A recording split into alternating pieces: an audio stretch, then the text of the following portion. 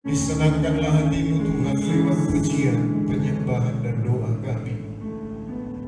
Disukakanlah hatimu Tuhan, terlebih lewat hidup kami yang melakukan kebenaran-Mu.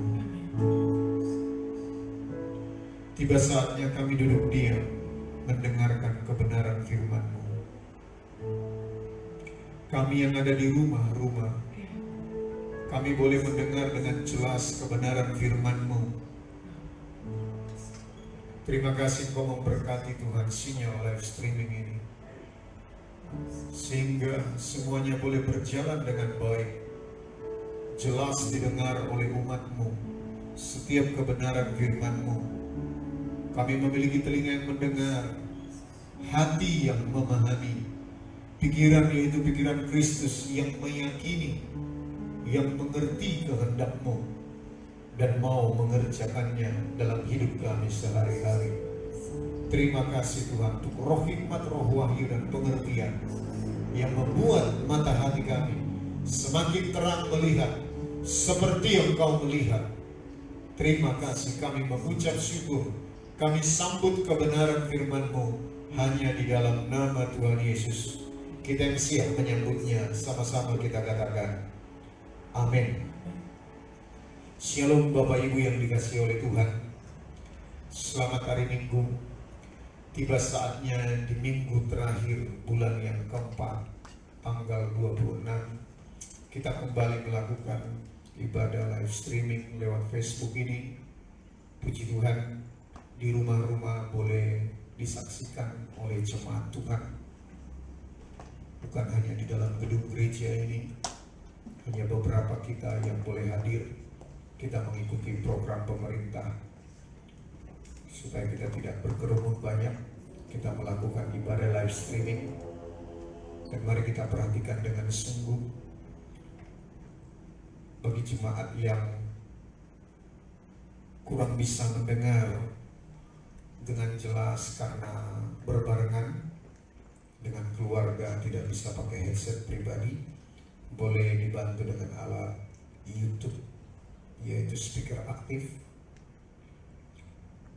supaya boleh mendengarkan secara bersama-sama. Minggu kemarin kita belajar bahwa darah dan daging tidak mendapat bagian dalam kerajaan Allah. Kita masih terus melanjutkan seri tentang manfaat atau makna kebangkitan Yesus Kristus. Karena kalau kita peringati selama 40 hari setelah kebangkitan Tuhan Yesus menampakkan dirinya dan Dia berbicara tentang kerajaan surga kepada murid-muridnya. Kita pun masih serial itu. Kita harus menangkap bahwa ketika Yesus menjumpai murid-muridnya selama 40 hari, kita harus mengerti kira-kira apa yang diceritakan oleh Tuhan Yesus tentang kerajaan Allah, tentang gaya hidup kerajaan Allah, tentang gaya hidup kerajaan Allah yang dipersiapkan bagi murid-muridnya. Sebab apa yang dipersiapkan oleh Tuhan Yesus di hari-hari terakhir itu sangat penting bagi murid-muridnya yang akan diteruskan, yang akan menjadikan semua bangsa menjadi murid Tuhan. Ini yang penting kita pelajari Bapak Ibu. Dan itu diteruskan oleh murid-muridnya. Secara khusus kita membahas oleh Paulus. Jadi kita akan membahas pagi hari ini menjelang siang hari ini manfaat dari kebangkitan Tuhan Yesus. Nah, kalau kita memperhatikan persoalan yang sering sekali dihadapi oleh Paulus setelah ia berjumpa dengan Kristus di Damsyik, dia membandingkan kebenaran melakukan hukum Taurat dengan kebenaran melakukan Kristus. Setelah dia mengenal Kristus, itu sangat jauh berbeda. Dia sering sekali mempersoalkan keberadaan bahwa orang percaya tanpa sadar, orang yang percaya kepada Tuhan Yesus, kematian dan kebangkitan Tuhan Yesus, tanpa sadar sering sekali masih berada di bawah hukum Taurat. Tidak hidup dalam hukum kasih karunia Allah. Tanpa sadar kita gereja Tuhan di gereja perjanjian baru sekarang ini juga masih sering hidup di bawah hukum Taurat, yaitu dengan cara berpikir yang lama. Misalkan contoh dalam hal memberi. Masih seringkali kita berpikir bahwa kalau aku memberikan 10 nanti akan digantikan 30 kali lipat, 60, 100 kali lipat. Jadi kita memberi bukan karena dasar pengertian bahwa hidup dalam berkerajaan, hidup sebagai warga kerajaan adalah hidup karena mengerti pemberian itu adalah sesuatu yang tidak perlu diharapkan kembali, tetapi memberi itu adalah bagian hidup daripada anggota kerajaan Allah. Dan yang kedua, apa yang sering dilakukan oleh gereja perjanjian baru adalah melakukan firman Tuhan karena takut dihukum. Bukan karena merdeka melakukan kebenaran firman Tuhan, tetapi karena takut dihukum, karena takut masuk neraka. Nah, ini sudah nggak benar Bapak Ibu. Ini tidak hidup dalam hukum kasih karunia. Ini hidup di dalam hukum Taurat. Seperti contoh sekarang ini, kalau kita nggak ibadah di gereja, rasanya nggak rohani. Setelah adanya pandemi COVID-19 ini, bagaimana pemerintah menganjurkan supaya tidak beribadah di ruang-ruang pertemuan ibadah, supaya beribadah di dalam rumah. Nah, ada beberapa bahkan hamba Tuhan, bahkan juga pelayan jemaat Tuhan mempresentasikan bahwa kalau tidak ibadah dalam gereja itu tidak rohani. Kenapa harus takut kepada virus COVID-19? Ada yang menyatakan seperti itu. Nah, ini bukan berarti pemikirannya hal ibadah. Pertama kali ibadah kita waktu itu masih melakukan di YouTube, melalui YouTube, kita membahas ini bahwa ibadah itu adalah mempersembahkan tubuh sebagai persembahan yang hidup, yang kudus, dan yang berkenan kepada Allah. Mari kita buka dulu Galatia pasal yang kelima, ayat yang pertama.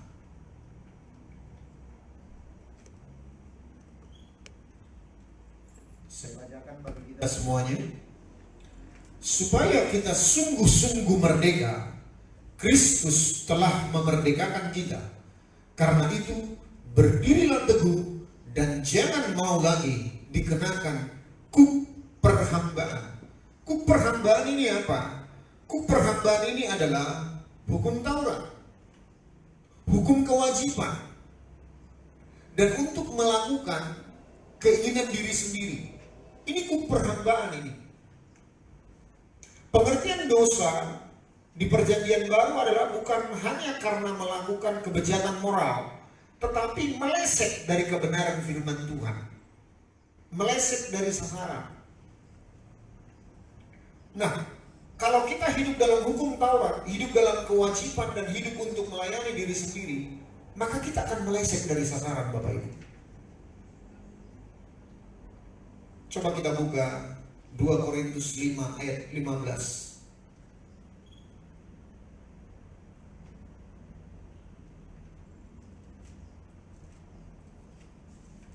2 Korintus 5 ayat 15. Dan Kristus telah mati untuk semua orang, supaya mereka yang hidup tidak lagi hidup untuk dirinya sendiri, tetapi untuk Dia yang telah mati dan telah dibangkitkan untuk mereka. Supaya kita tidak meleset dari sasaran, kita tidak bisa hidup untuk diri sendiri Bapak Ibu. Kita yang telah menerima Kristus, yang telah mati bagi kita, dan yang telah bangkit, kita tidak bisa lagi hidup untuk diri sendiri, tetapi kita hidup untuk Dia. Amin Bapak Ibu. Supaya kita tidak meleset. Dan berikutnya,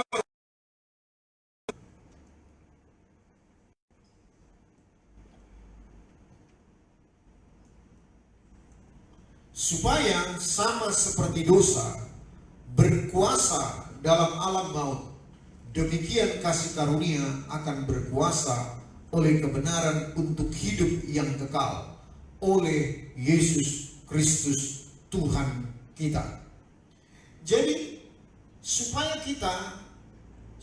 dosa tidak berkuasa dalam hidup kita, maka kita akan memberikan tempat kepada kasih karunia yang akan berkuasa oleh kebenaran untuk hidup yang kekal oleh Yesus Kristus Tuhan kita. Jadi kita mempelajari khususnya siang hari ini, bagaimana kita terlepas dari kuasa hukum Taurat. Bagaimana kita terlepas dari kuasa dosa yang membawa kita ke dalam maut. Tetapi kita akan mengizinkan kasih karunia yang berkuasa oleh karena kebenaran untuk hidup yang kekal oleh Yesus Kristus Tuhan kita. Jadi kita akan belajar fokus siang hari ini, makna kebangkitan Tuhan Yesus. Bagaimana caranya untuk mengalami kemerdekaan yang sejati dari perbudakan hukum Taurat. Nah, mari kita buka Roma pasal 6 ayat 15 sampai 19. Roma pasal 6 ayat 15 sampai 19.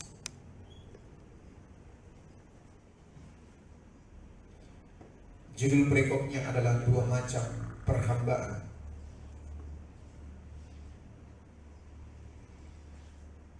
Kita baca 2-3. Jadi bagaimana? Apakah kita akan berbuat dosa karena kita tidak berada tetapi di bawah kasih karunia? Sekali-kali tidak. Apakah kamu tidak tahu bahwa apabila kamu menyerahkan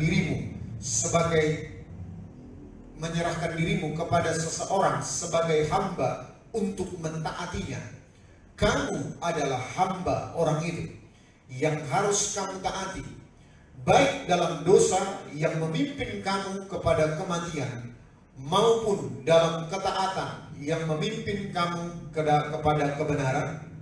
Tetapi syukurlah kepada Allah, dahulu memang kamu hamba dosa, tetapi sekarang kamu dengan segenap hati telah mentaati pengajaran yang telah diteruskan kepadamu. Kamu telah dimerdekakan dari dosa dan menjadi hamba kebenaran. Aku mengatakan hal ini secara manusia karena kelemahan kamu. Sebab sama seperti kamu telah menyerahkan anggota-anggota tubuhmu menjadi hamba kecemaran dan kedurhakaan yang membawa kamu kepada kedurhakaan, demikian hal kamu sekarang harus menyerahkan anggota-anggota tubuhmu menjadi hamba kebenaran yang membawa kamu kepada pengudusan. Nah, sekali lagi Paulus mengingatkan, kalau kita menerima kasih karunia dalam hidup kita, apakah kita akan berbuat dosa karena kita tidak berada di bawah hukum Taurat tetapi di bawah kasih karunia? Sekali-kali tidak. Yang artinya waktu kita menerima kasih karunia oleh makna kebangkitan Tuhan Yesus, kita tidak jadi bebas berbuat dosa. Kita tidak mempergunakan kasih karunia itu untuk bebas berbuat dosa. Bahkan Paulus mengingatkan, apakah kamu tidak tahu bahwa apabila kamu menyerahkan dirimu kepada seseorang sebagai hamba untuk mentaatinya, kamu adalah hamba orang itu yang harus kamu taati, baik dalam dosa yang memimpin kamu kepada kematian maupun dalam ketaatan yang memimpin kamu kepada kebenaran. Jadi istilahnya, ketika kita menerima kasih karunia, kita percaya kepada kebangkitan dan kebangkitan Tuhan Yesus. Kita menerima kasih karunia yang memerdekakan kita dari hukum Taurat. Bukan berarti kita pergunakan kebebasan dari kasih karunia itu kita untuk melakukan dosa lagi. Sebab dikatakan apabila kamu menyerahkan dirimu kepada seseorang sebagai hamba untuk mentaatinya, kamu adalah hamba orang itu yang harus kamu taati, baik dalam dosa yang memimpin kamu kepada kematian. Jadi kalau kita masih melakukan dosa, itu artinya kita menyerahkan diri kita kepada seseorang atau kepada iblis, di mana kita mentaatinya, di mana kita bersedia dipimpinnya untuk membawa kita kepada kematian. Jadi kita jangan mempergunakan kasih karunia itu membuat kita bebas untuk melakukan dosa, menyerahkan anggota tubuh kita. Nah, kata menyerahkan di sana harus ada unsur kerelaan. Kerelaan menjadi hamba dosa atau menjadi hamba kebenaran.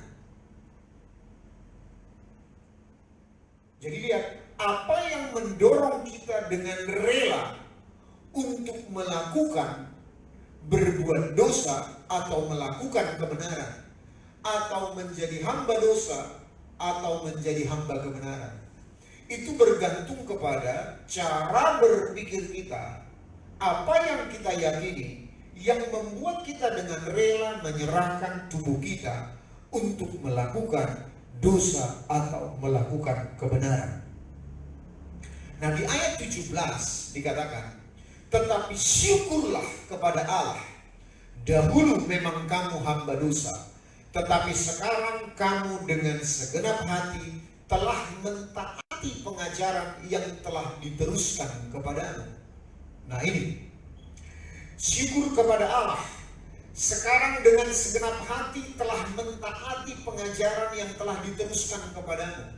Nah, ini sangat penting, berarti pengajaran. Pengajaran yang diteruskan oleh Tuhan Yesus selama 40 hari. Sebelum dia naik ke sorga, dia berkata, jadikanlah semua bangsa muridku. Pengajaran ini akan membimbing seseorang ketika dia mendengarkan pengajaran.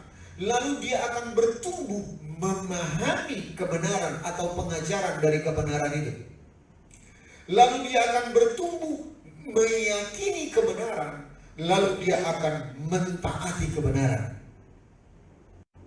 Kita lihat ya dari awal. Dengan segenap hati telah mentaati pengajaran, artinya yang telah diteruskan kepadamu, artinya dari mendengarkan pengajaran lalu memahami kebenaran, kebenaran dari pengajaran itu, lalu kita bertumbuh meyakini kebenaran, lalu dari kebenaran itu kita mentaati kebenaran. Mendengar pengajaran, memahami kebenaran dari pengajaran itu, lalu meyakini kebenaran, lalu mentaati kebenaran. Nah, inilah tindakan yang mau merelakan diri untuk melakukan kebenaran.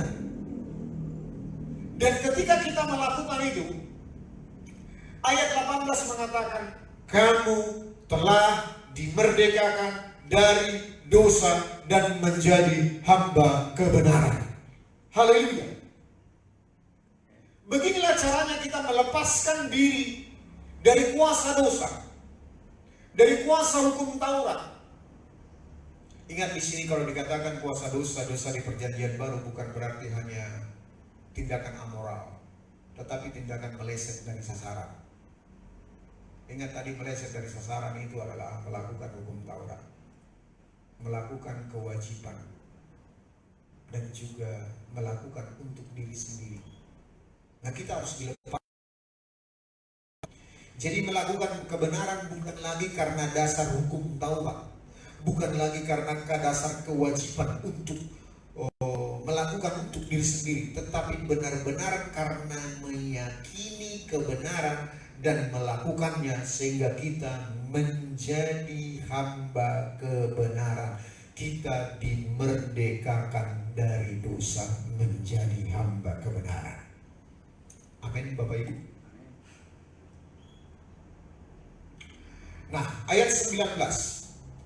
Aku mengatakan hal ini secara manusia karena kelemahan kamu. Jadi Paulus mengerti bahwa kalau kita ini masih hidup dalam kodrat dosa. Di dalam Roma pasal yang ke-7 ayat 25 dikatakan, ayat 24 mengatakan, aku manusia celaka. Aku seringkali ingin melakukan apa yang baik ingin kulakukan, tapi apa yang tidak baik itulah yang kulakukan. Aku terjual dalam kuasa dosa. Paulus menggambarkan bagaimana pergumulan dia sendiri.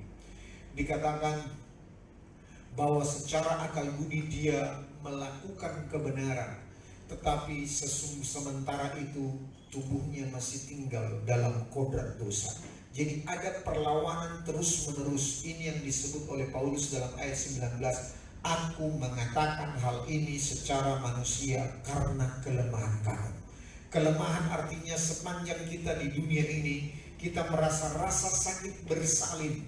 2 Korintus pasal yang kelima ayat pertama sampai ayat 5 mengatakan, kita mengeluh tinggal di dalam tubuh yang dapat binasa ini.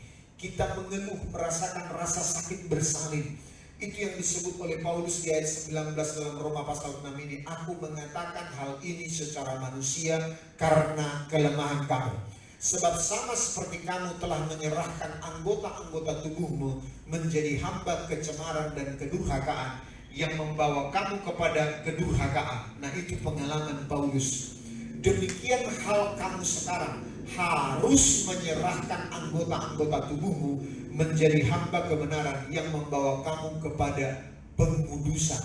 Jadi waktu kita dengan sadar, waktu kita mendengar pengajaran kebenaran firman Tuhan, lalu kita menindaklanjuti kepada memahami kebenaran, lalu sampai meyakini kebenaran, lalu kita dengan sadar taat melakukan kebenaran itu, kita menyerahkan anggota-anggota tubuh kita sebagai anggota tubuh menjadi hamba kebenaran yang membawa. Jadi hidup dalam kekudusan itu boleh dilakukan oleh orang percaya. Amin Bapak Ibu. Sebab dikatakan demikian hal kamu sekarang harus menyerahkan anggota-anggota tubuhmu menjadi hamba kebenaran yang membawa kamu kepada pengudusan. Jadi kita tidak perlu heran bahwa kita bisa hidup kudus. Kita bisa hidup suci. Kita bisa hidup lepas dari kuasa dosa. Kita bisa hidup lepas dari hukum Taurat. Nah, coba Bapak Ibu, saya kira apa yang digambarkan oleh Paulus ini yang mengatakan, sebab sama seperti kamu telah menyerahkan anggota-anggota tubuh menjadi hamba kecemaran dan kedurhakaan. Ini dikatakan secara manusia karena kelemahan kamu. Coba kita pernah membayangkan enggak, waktu kita jatuh dalam dosa, lalu kita berusaha untuk mengalahkan dosa tersebut, tetapi lagi-lagi kita jatuh dalam dosa yang sama. Lalu kita berusaha untuk mengalahkan dosa tersebut, tetapi lagi-lagi jatuh dalam dosa yang sama. Kita merasa makin jauh dari Tuhan. Betul nggak Bapak Ibu? Kita merasa lebih jauh dari Tuhan. Kita merasa bahwa Tuhan itu sangat susah untuk didekati. Kita merasakan bahwa kita mencoba mengalahkan dosa itu, upaya untuk melakukan dosa karena takut dihukum, bukan lagi karena dimerdekakan, tetapi karena takut dihukum. Kita semakin menyadari bahwa kita makin jauh dari Tuhan. Ingat, ini hukum pertarakan, yaitu pertobatan oleh karena melawan dosa karena kekuatan diri sendiri. Mari dengarkan Bapak Ibu, pertobatan karena mengandalkan kekuatan diri sendiri itu maunya iblis. Itu hukum pertobatan pertarakan. 1 Korintus 15 ayat 56 menyatakan kepada kita,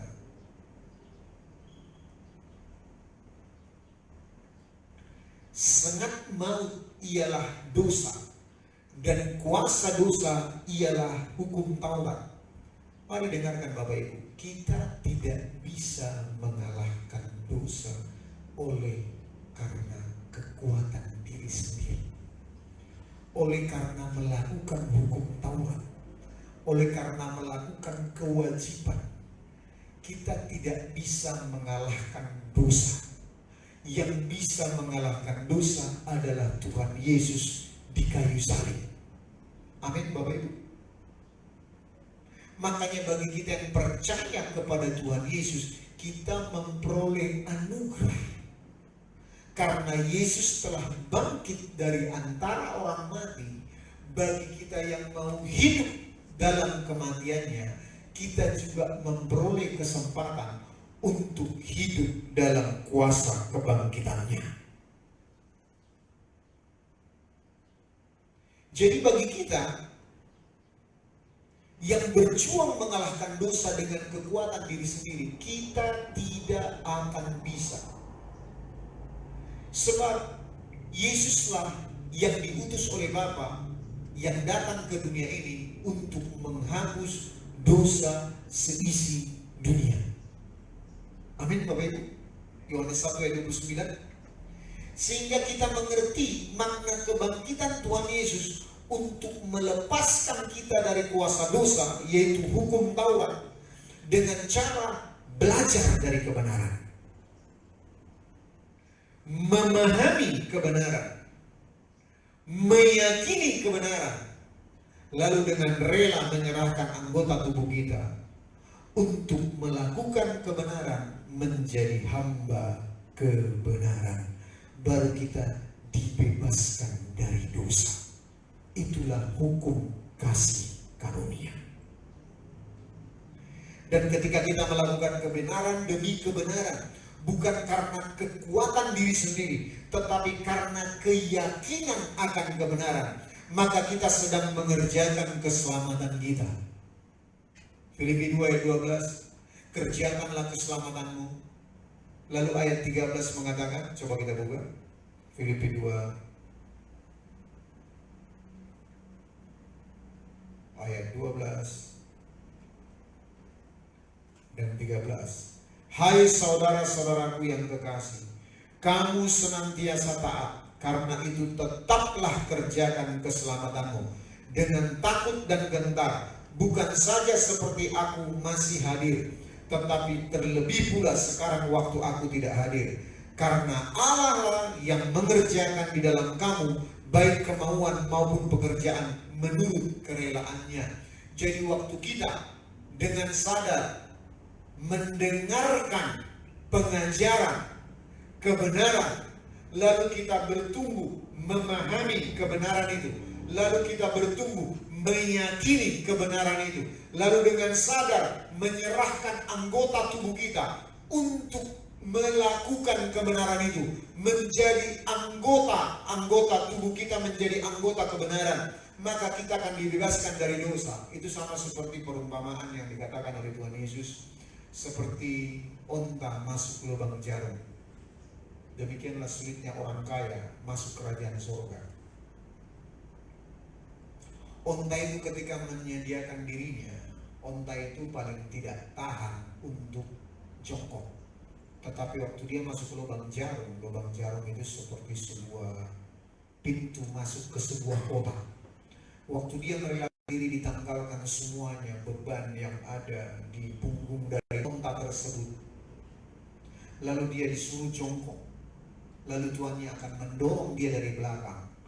Nah, waktu kita memberikan diri untuk belajar mendengar kebenaran, lalu kita belajar memahami kebenaran, sampai meyakini kebenaran, lalu memberikan diri kita untuk mentaati kebenaran, maka kita akan dibebaskan dari perbudakan dosa.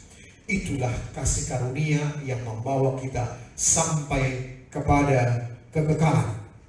Coba kita kembali kepada Roma 5 ayat 21 tadi, Bapak Ibu. Roma 5 ayat 21. Supaya sama seperti dosa berkuasa dalam alam maut, demikian kasih karunia akan berkuasa oleh kebenaran untuk hidup yang kekal oleh Yesus Kristus Tuhan kita. Jadi kasih karunia akan berkuasa oleh kebenaran yang hidup di dalam kita. Bukan hanya di dunia ini, tetapi di dunia akan datang. Itu akan bekerja dalam hidup kita maksimal. Ketika kita memberikan diri kita mengerjakan keselamatan, yaitu mulai mendengar kebenaran, mendengar pengajaran kebenaran Injil Kristus, lalu kita bertumbuh memahami kebenaran itu, lalu kita meyakini kebenaran itu, lalu kita bertumbuh mentaati untuk mengerjakan kebenaran tersebut. maka itulah yang membebaskan kita dari dosa. Kasih karunia pun bekerja dalam hidup kita, bukan hanya di dunia ini, tetapi sampai ke kekekalan. Bukankah ini yang dikatakan oleh Rasul Paulus juga dalam Roma 12 ayat 2? Janganlah kamu menjadi serupa dengan dunia ini, tetapi berubahlah oleh pembaharuan akal budi. Jadi pertobatan kita bukan pertobatan karena pertarakan berjuang melawan kuasa dosa dengan kekuatan diri sendiri. Kita pasti akan kalah, sebab kuasa dosa adalah hukum Taurat. Kita tidak akan bisa mengalahkan kuasa dosa dengan kekuatan diri kita sendiri.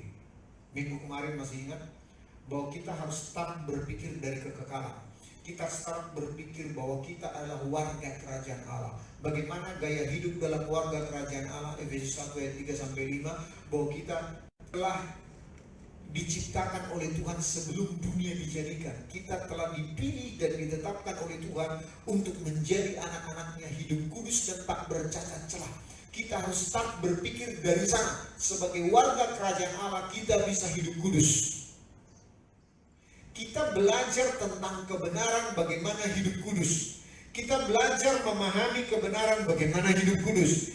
Kita belajar meyakini kebenaran bagaimana hidup kudus. Sampai kita yakin mengerjakan kekudusan itu, yaitu mengerjakan kebenaran dalam hidup kita. Itulah tindakan kekudusan itu. Amin Bapak Ibu.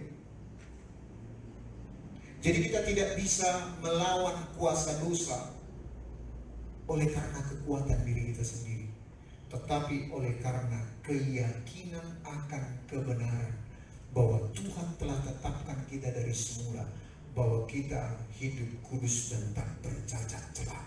Dari sana kita bergerak, dari sana kita start.